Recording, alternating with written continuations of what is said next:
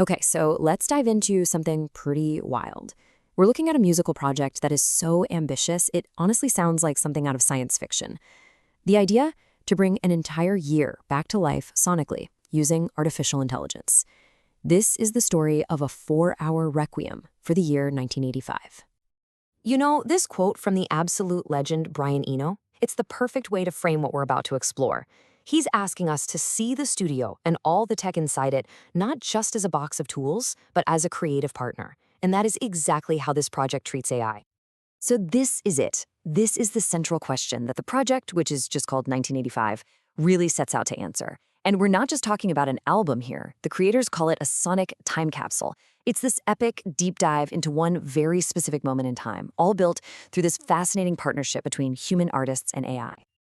But you have to ask, right? Why 1985? Out of all the years, what made that one so special that it deserved this kind of digital resurrection? Well, it turns out 1985 was this really unique crossroads, both culturally and technologically. The music of 1985 was defined by this incredible tension, you know? You had the warmth of old-school analog synths crashing right into the clean, crisp sound of new digital gear. The biggest pop hits you'd see on MTV were secretly packed with all these experimental, almost avant-garde studio tricks. And this was all happening against that late Cold War backdrop, which gave the music this very specific kind of moody, atmospheric feel. It's really seen as a high watermark for new wave creativity. And this quote just nails the project's intention. The goal was never to just make a simple nostalgia trip. Instead, the creators came at it like sonic archaeologists, literally digging into the past to understand it and reinterpret it, not just to mindlessly copy it. So how in the world did they do it? Let's get into the mechanics of how this thing was built. The very first step was to reconstruct the actual sound of the era, and this happened long before any AI even entered the picture.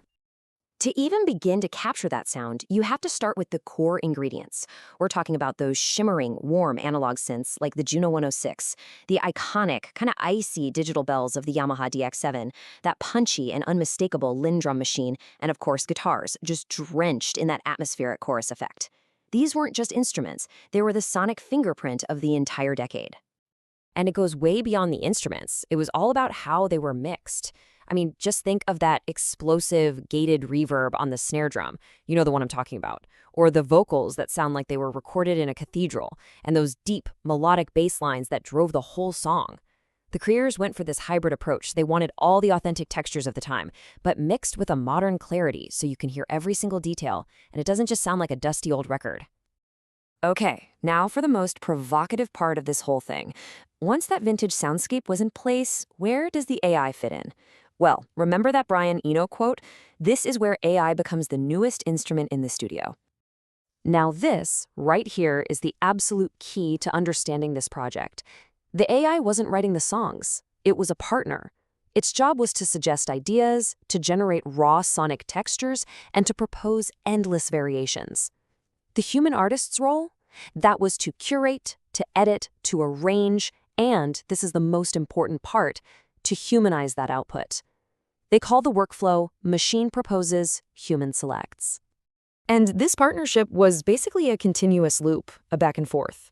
The artists would write these incredibly detailed text prompts, the AI would spit out a bunch of audio, and then the artist would listen, pick out the best bits, and then tweak the prompt to try again. It's this cycle where human taste is the guide for the machine's massive generative power. And then, finally, all those selected parts get brought into standard studio software, a DAW, for the final mix in polish. So what even is text-to-music prompting? Honestly, the best way to think about it is right here. The text prompt literally becomes a musical score for the AI. You're not just asking for a sad song. No, it's a highly specific, detailed set of instructions. And here's a perfect example of that. Just look at the level of detail. Dark synth arpeggios, gated reverb snares, haunting baritone vocals. It even gets into the emotional balance, asking for a mix of gothic atmosphere and pop accessibility. This is how you steer a generative tool to get a very specific, historically authentic result. So, this all brings us to a really critical question.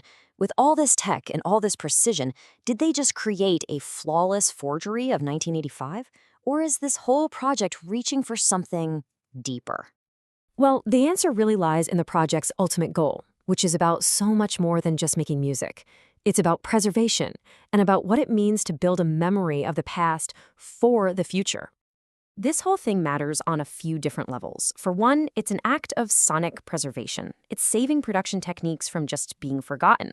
It's also an amazing educational tool for producers, but it also makes us ask these really interesting questions about authenticity. And maybe most importantly, it offers a potential blueprint for how we can use new technology to engage with our own cultural past in a responsible way. The sheer scale of this project, 4 hours, 40 minutes, and 4 seconds, that really drives the point home. This is not just a handful of songs. It's a living document. It's a testament to the depth of this sonic archaeology, and it makes for a really deep, immersive experience. So ultimately, the project is like a translator. It takes a very specific historical and technical language, the language of 1985 new wave production, and it makes it audible, makes it understandable for anyone listening today. And that leaves us with a pretty fascinating final thought. If this combination of human curation and artificial intelligence can so effectively resurrect the sound and the feeling of a single year, what other lost moments, what other faded cultural histories could we maybe bring back into the light?